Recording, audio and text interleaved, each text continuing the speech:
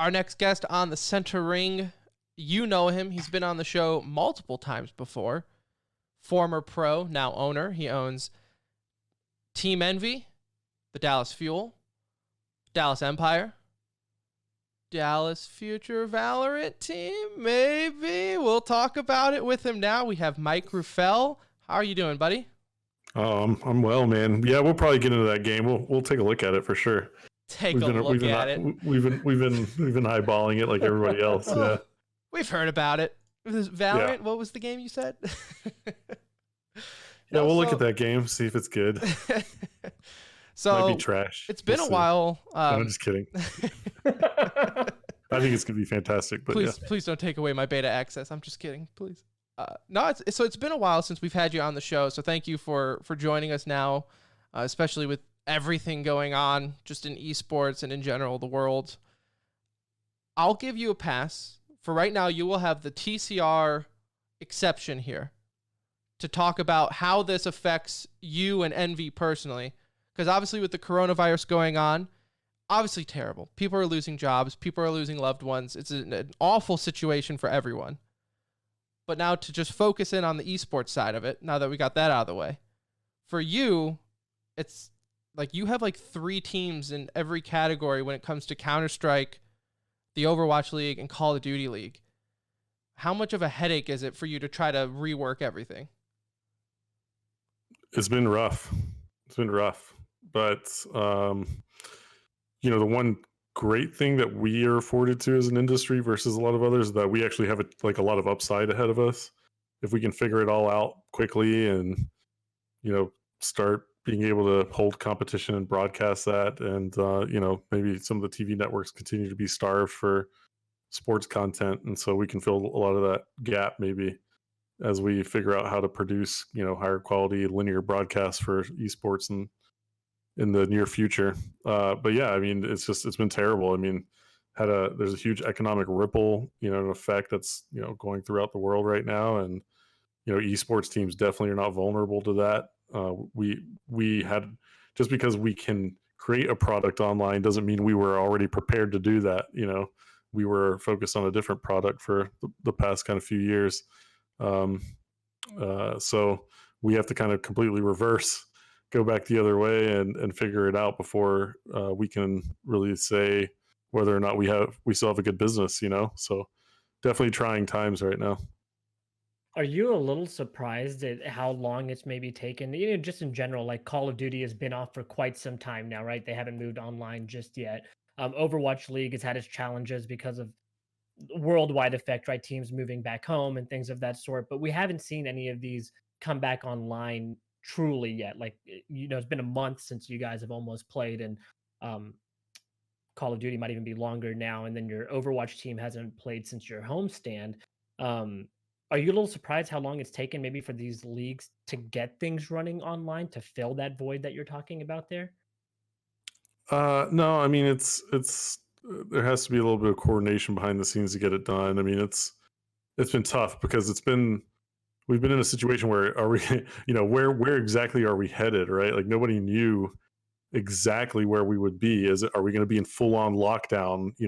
Who could have predicted that a month ago that, we would be here this quickly today? And so, I mean, yes, there are people out there that predicted it, or were people saying, hey, let's do this. I personally made sure our office was, our employees had the chance to work from home, like, back in, I would say it was late February, and, we were already working from home back then. So, it's tough. I mean, we're having to kind of make snap decisions, and it was kind of rolling along where we would have to take a more drastic measure and a more drastic measure. And finally it was just like, this thing isn't going away. So let's just can it and figure out how we do it. And then even that took a couple iterations. So, everybody's in that state right now, and I'd rather be in a state of trying to work it out than not being able to do anything at all. So We're fortunate in esports. So you said most of your guys are working from home. The players, are they playing from home as well, or are they in the new HQ playing?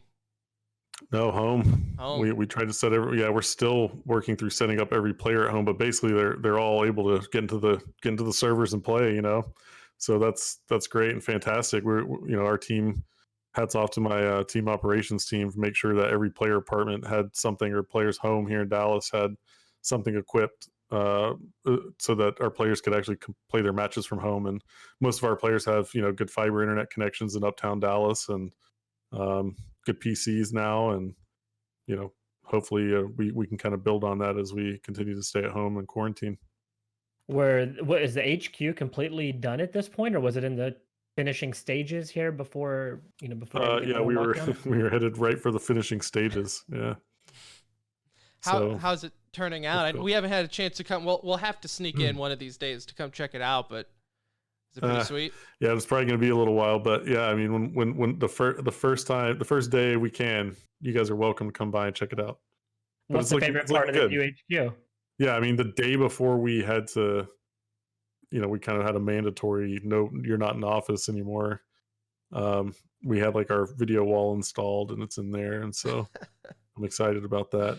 I can't afford Jerry's video wall, but we put a big one in our office, which is really neat for video gamers. You have your own studio now. I see that you guys are producing a lot more content. You have. As soon as we opened it, we had to move out of it. So now I know you guys are producing like your own content though for Overwatch. You have Jane is doing an Overwatch show. You have one for Call of Duty now. So that's kind of cool. Like, so with the new headquarters, because I mean your old headquarters weren't bad. It was just, I mean, it was a floor down, right? But obviously this one you're able to customize it a little bit more to your need. Yeah, I mean, this one's it's just a bigger space. We did a lot more custom stuff in this one than we did in the other one, and we're sprucing up the place a little bit more, let's say, and it's just a nicer space, bigger, nicer, more flexible, and we're willing to do a little bit more in this space than we were in the other one. So yeah, I'm excited about it. Do you have a favorite part of the new HQ, or is it the video wall that you were talking about? Yeah, it's definitely going to be that room with a video wall. Yeah. It's it's a nice big open space with a 24-foot screen in it. So pretty nice, and excited to try and get back in there as soon as we can.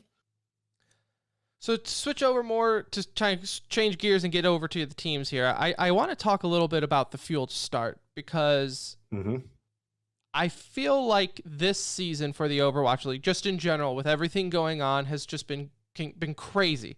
But even before the coronavirus, you guys had like a 3 or 4 week stretch between your first set of games and then when you were going to play. Like, you played, your home opener was before the hero pools came out, and then your next scheduled games, it was going to be almost like a completely different league already. Yeah. I mean, we played opening weekend, and we haven't played since. Is that frustrating as an owner when it's just, obviously Corona aside, right? But again, even with that, it was going to be like a 3 week gap with now hero pools. Is that, does it frustrate you at the league where you're like, guys, like, my guys need to be playing? No, I mean, it's okay. It's all right. I mean, there's a part of the season where we would be featured a lot, so no, I mean, whatever the league has to do to create a good schedule, we're on board with. Kind of have to be when you're part of a 20-team league. So, we certainly didn't get the best draw, I would say, when you look at the strength of the teams that were in our division, supposed to be in our division this year. I mean, it was ridiculous. You had I want to say it was the number 1, number 2, and number 4 ranked teams from last year, basically. And then you had, 2 other top 10 teams in there too, I believe. So, it's tough when you draw a division like that. And so, however they schedule us. We just have to be, team players of the league and go out and try our best to win. You got to be able to win every match, beat every team if you want to be the champion. That's what we're here for. So, if anything, y'all had a little extra time to practice for the hero ban before everything started here, but it gave you probably a little bit more time for your guys to get ready and prepared for how that hero ban. I know that the guys, Aaron's had the guys like scrimming with all the hero bans week to week, for the past few weeks. I know that for sure. So, hopefully our team can show up. I think a lot of teams are going to have to, kind of practice quickly and strategize quicker and think on their toes a little bit more in this format, which is pretty neat. I kind of like it. It kind of throws a wrench in and allows maybe more upsets or maybe more teams to kind of show that they can exploit, what other teams do or their weaknesses are. I've kind of If the already right seen that. heroes are banned at the same time, I agree. Like I think if they find a good way to balance which ones are banned at any given event, it could truly help, right? Because then you'll have the more exciting type heroes available. Right now, the way the bans have worked, it's been a little challenging. You've seen a bunch of DPS banned or things that kind of counter one another are all taken out at the same time. But I agree. I think it makes for some more exciting gameplay. When it comes to your Call of Duty team, it's kind of been the role reversal where you mentioned you were in a group full of big dogs. You're kind of walking into the league with one of the best teams or touted as one of the best teams going in and have kind of proven that along the way, currently tied for second. But what have been, between the two leagues, you're one of the few people that'll have insight onto this. What have been some of the biggest differences with the leagues and maybe how they operate or from an ownership standpoint? But has there been anything that surprised you that's been drastically different from one to the other? No, I mean, I learned that a long time ago, I think, because Call of Duty culture, it's its own thing, and Overwatch culture is kind of its own thing. And They're a the bit differences in the different. fan base and things like that. I've been kind of in the scene of both of those games for many years, so I kind of knew what to expect. I wouldn't say there are too many big surprises, but what I will say is like Call of Duty is kind of maintaining a little bit of its. I think it's maintaining its culture, but also like evolving at the same time. The way that we're doing events for Call of Duty, the way it's going to evolve. Like I feel really good about it. Actually, I feel like the Call of Duty crowd around the world who've watched Call of Duty esports can really get into the Call of Duty League and what we're about to do there and what we started to do. We had some really amazing events. I think really cool events that only we're going to get more interest drawn to the league. And then I think there were a lot of people that were starting to latch on that might not necessarily have been Call of Duty esports fans in the past. And so I'm really excited about the Call of Duty format and that it'll continue to evolve, no doubt. But yeah, I mean, it's kind of what I expected. So sorry, no special answers. No, that's fine. And like with the Call of Duty League, do you feel like the players have a little bit more um say or willingness in how things kind of operate just because they've come from this was like their league prior to Call of Duty League actually being formed, right? So these Mhm. guys come in and you hear a lot of talk about how the tournament format was going to be. And then you saw that, they listened, they changed how the format for the tournaments were going to be held and made it more of a Call of Duty traditional format. Same thing with kind of the spectating from week one. There was so much hatred towards how some of the spectating was done with the new third person overview. And I know that's not necessarily the players, but do you feel like the players coming in have a little bit more say in how maybe the operations or what they were looking for in the league? Like, do they have any more insight here than an Overwatch League player would? No, I think the Call of Duty players, you know, uh, have the right avenue to get what the points that they need to get across, and Yeah. they can be vocal and say the things on Twitter that they want to that they've always said. But the rules are a little different now, in the CDL and um, you know, you can be as whiny as you want, but that's not really going to get you many places. And the Overwatch players, I think, are just a little bit newer to this and aren't really as outspoken. Maybe a few of them are, but in general, the average Call of Duty player versus the average Overwatch player is going to be a lot louder and say a lot Okay. more publicly than the Overwatch pros do.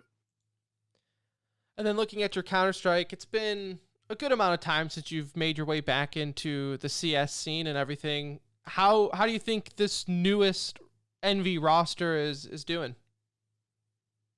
Man, they've had some that win against Cloud9 was good. I mean, they looked actually really coordinated there. I think we went in and weren't nearly as coordinated in the Havu match, but um, that Havu's a really good team. They were super coordinated. So, Yeah. Yeah. we're still kind of a newer roster, just a couple months into it, and so we've just been making roster changes, trying to get the team into the right place, and I mean that's all you can do when you're operating a team, especially one that has to start climbing the rankings.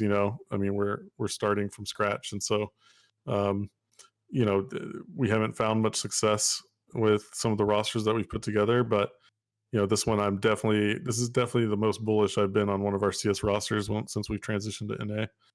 We managed to get a couple really good players out of Europe, and I really love watching Calix and Mihu play, and they're really great players already and committed players, and they want to win, and they're here in Dallas. So, all of our players except Moose are here. Moose got stuck in Canada, going back for his visa to get it approved, and couldn't get him back after all this went down. So, team is doing well. I think they're going to have better performances as they go along. Now, obviously, with the recent announcement today, with the new road to the major changing and how that format's going to change, is that going to affect you guys in terms of they're now going to be using like a point system, which is a regional point system based on like tournaments and how many you're attending? Um, does that put more pressure on you to now find a way to attend more tournaments than maybe originally planned? How does this affect you guys overall? Yeah, I mean, I don't know how those tournaments are going to work, right? I mean, think of all just the sheer number of tournaments that were probably getting planned for after Flashpoint and Yeah. ESL Pro League, and all those tournaments are usually held on land. And so what's going to happen now, and what tournaments are going to be operating their tournaments online? How many do we have to enter into? If it's online, there might be a lot of tournaments to play in. We don't know yet, so we're still trying to figure those things out. In Were you terms, surprised by the announcement that they made, or did you see something like I this mean, possible? no, I mean, you have to do something, right? Yeah. What are we going to do? Just cancel it? Like I said, I'm always happier to try and take on an opportunity, even though it's might not be the smoothest, cleanest product in the end. But under the circumstances, I'd rather have a product than not have one. Well, I think even in terms of the changes that they just made, right? Because they had moved the major back to November, and they could have left it with, "Hey, these are the teams that made it. These are the teams that qualified. They're all in." And now with the new regional ranking system and all that they've put in place, they're kind of making every team prove it all over again. Just after y'all went through a gauntlet to get where you were, y'all had some amazing wins in the minor to lead up to the minor, and now I think there's a new added layer that you have to kind of break through to hold that spot. So it's going to be interesting to see. I think for you guys, this is you're going to have It's to a little prove more it all. difficult. Yeah, Yeah, probably a little more difficult. But at the end of the day, I mean, again, we have to be able to beat any team that we face if we're going into a major. A lot of really good teams in Counter Strike these days, so yeah, yeah, for definitely sure. tougher. So you guys eventually landed in Flashpoint for your choice of league. Was there any discussion with ESL? Or I know you guys were kind of one of the late bloomers to announce joining Flashpoint. What was kind of going on behind the scenes, as much as you can say?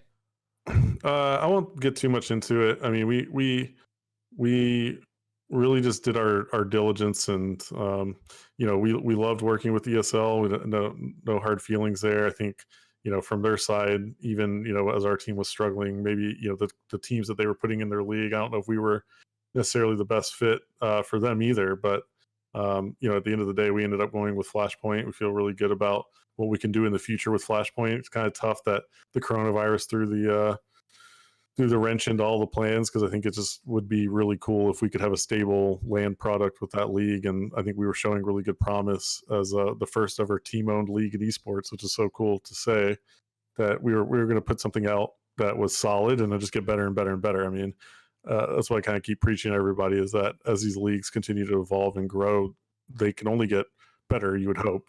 Yeah, If they're not, we're doing something really wrong. And as time goes on, the leagues were going to get better and more fun and more engaging and better competition and so on. So, we just have to kind of put some of those plans on hold for a brief moment and see if we can come back, like I said, with an online product that's just as good.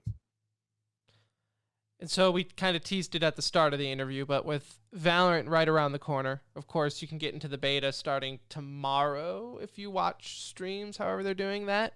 But from an owner, obviously, you've probably been a little bit more interested from a different angle, as apart from just, will it be a good game? Is there any discussion in the Envy's office about maybe fielding a team? Yeah, we've been having discussion for a long time. I mean, I'd say it's safe to say that we'll be scouting hard and seeing how the game plays, and looking at talent, that's what we do. We're one of the best teams at it, right? Some teams just, I don't know, some teams just wait a while and wait for the leagues to pop up and try to decide the best team possible at that point. We usually go in really early and find the best talent right off the bat and try to make a good choice on who would represent the Envy brand well. And so we'll see. Point in case your Overwatch team, right? You were kind of one of the first in the Overwatch scene and kind of took control of that. Yeah, we were definitely early there. How different is it in this case with Riot, who's already proven themselves with League of Legends, right? So that they're able to run a league, and the way that they've done it has been so wildly successful over the past 10 years. How different is it with the approach, knowing who's behind the game? Yeah, I mean, that's what earlier when I was like, oh, the game could be trash. I mean, it is probably not going to be. It's probably going to be a really great game because Riot's behind it, and they've kind of understood over time. They've gained a lot of experience running esports, for League of Legends and doing that all over the world. And I think they put out amazing product there. I still watch League of Legends, almost every weekend. Great game, great developer, great publisher. They'll figure it out and probably have a solid game on their hands. So yeah, we're all about it. A lot of us at Envy will be playing the beta and streaming it, and hopefully I can stream a few games. I think I still have what it takes to play at a high level. We'll see. Maybe I haven't played Counter-Strike as much lately, but I think I made it. I was on the tip of global, man. So I was a supreme for a while playing Counter-Strike, which should be respectable. Was that pre-ranking adjustment or post? I mean, I held that for that was like 2014 through 2016 or so. Tim, do you know who you're talking to here? Okay, tell me. I'm just saying. I know. I hear you guys talk about your Counter-Strike stuff all the time. I mean, yeah. Now, so I got to put you on the spot. Wait, but I think I've heard your ranks before. Aren't you guys in like what do you guys? Can we not get Mike? There's no point. Are you guys Eagles right now? What are you guys? That was our highest rank that we've gotten. I'm calling you guys out right now. Yeah, no, Eagle is the highest we've been to, so it's a little bit below where Mike is at. See, but I knew, right? I listened to you guys in my truck. You were the professional, so to say that we're just a little bit behind you is acceptable, I think, in this. Yeah. That's just. I mean, that's really nothing just to brag about anyway. It's like it's all trash tier and matchmaking anyway. Oh, I know. Like even a global... at least it used to be. It's like. That's funny that you say that. I want to ask you about something. So, again, this is tied to the Valorant aspect of it. Is with Valorant coming out, there's been so many things that we already know about the game, right? 128k tick. The way that the ranking system is going to work, they're pulling that directly, obviously, from League of Legends. So a proper in-game matchmaking system at 128 tick, and they seem to be pulling also little things from other games that gamers want. Do you think that there will be a pressure kind of applied to Valve to keep up, although they are a 20-year-old game? They're a staple. They're not going anywhere in the sense of Valorant's not going to kill Counter-Strike. But do you feel this kind of drives a company like that to make their product better? And how much better do you think Counter-Strike could be from somebody that's involved in it? Yeah, I mean, the analogy I make sometimes is that gaming publishers are like fishermen. And they're all competing fishing boats in like the same area, and you just want to get the school of fish to come to you, for a little while, so you can, net some fish. And gamers are like that. They're like schools of fish. It's when a big new game that's got a lot of hype around it comes out, the whole school of fish just goes, towards that game, right, and plays the hell out of it. Yeah. And some fish get netted there, and they're done, and they get caught, and they just play Valorant for the next 3 years. And the other fish just go onto the next game, or back to where they came from. Yeah. And so it's just that's the way we are as gamers. We're just little schools of fish, and game publishers just net us up from time to time with an awesome new game. And I think that's what's going to happen here. We'll see. I think there are going to be some big schools of fish flocking to this one. Now, I don't want to tell you how to build a roster because I'm sure you know how to do that. But hear me out. Go ahead. Yeah, let's go. You could be the first ever Valorant team to have 2 of the #1 esports podcast hosts on it. That is true. Esports history. You make a good point. Now that you brought it up, I didn't think about it from that angle. You could be the first. let me, you know what? I have some references. I don't know, but me and Clay are like best friends. I don't know if you know this. Okay. Yeah. We played Battalion together once and won. So undefeated as friends. So Clay could join the team as well. We'll Okay. allow it. Call of Duty League. I mean, CDL's not even going on right now, so he could easily play in the Will downtime. be soon. So we could maybe give you a sponsorship on the show, maybe a little 1-for-1. A little even trade. Yeah. Okay.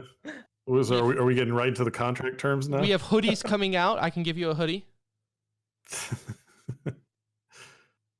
How about this? We'll pull you in to stream sometime. We'll stream. Okay. We'll stream some games Tryout together. or stream?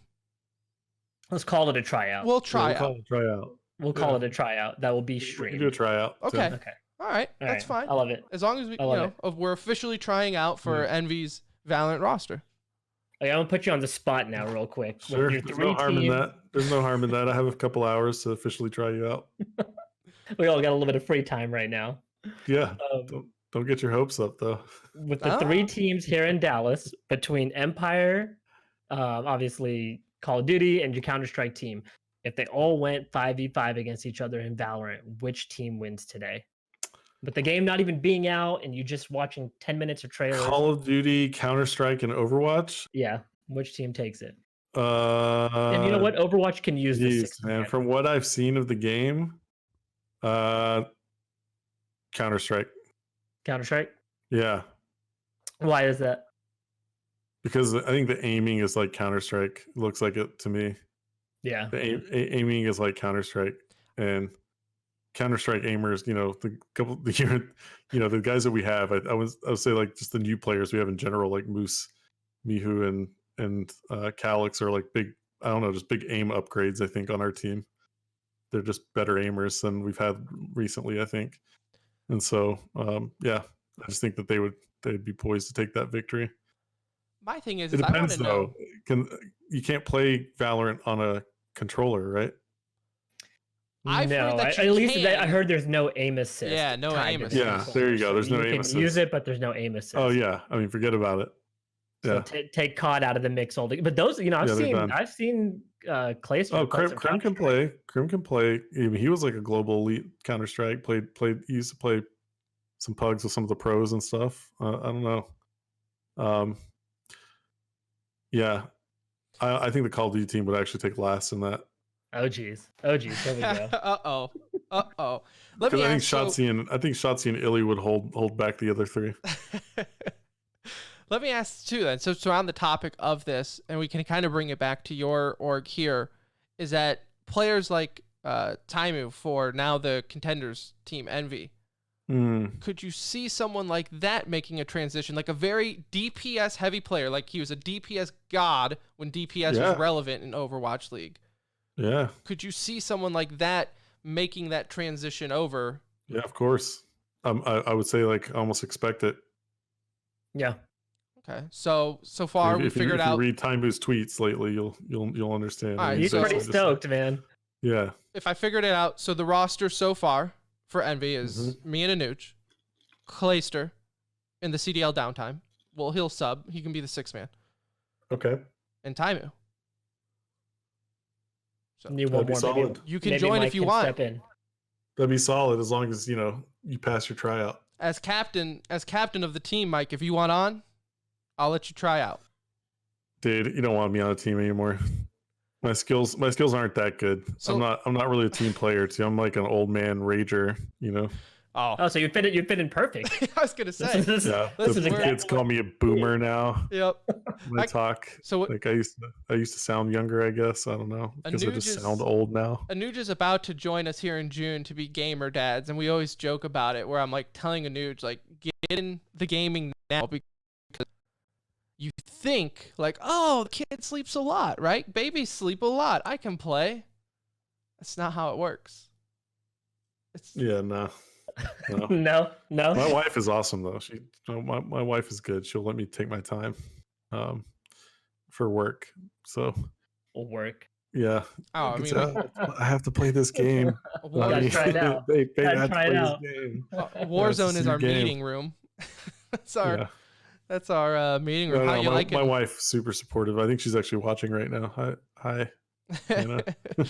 So, how are you liking Warzone? Are you a fan? I've just been watching it.